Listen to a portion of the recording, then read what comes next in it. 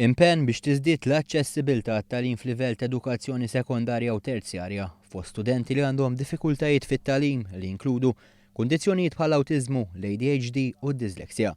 Permezz ta' arranġamenti għal aċċess aħjar aktar studenti li jkollhom bżonnijiet speċifiċi qed jagħmlu progress fis-sistema edukattiva, speċjalment fejn jidħol il-livell ta' sekk avvanzat u anke masters.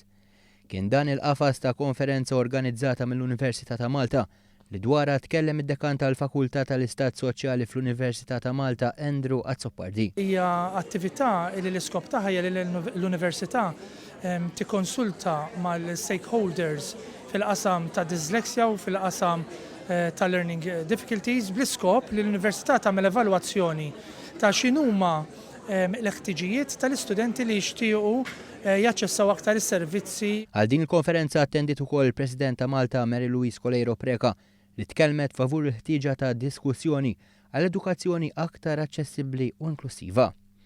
Il-President spjegat li għalkemm saru avvanzi kbar bosta studenti qed jiltaqgħu ma' diffikultajiet fil-klassi u jaqtaw qalbhom jaslu sal-livell universitarju.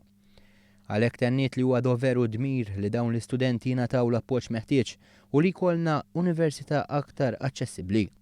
Matul il-konferenza ngħat li madwar 100 student fl-Università ta' Malta jingħataw arranġamenti ta' għajnuna varja bi kwart ta' dawn l-istudenti jbatu b'aktar minn kundizzjoni waħda.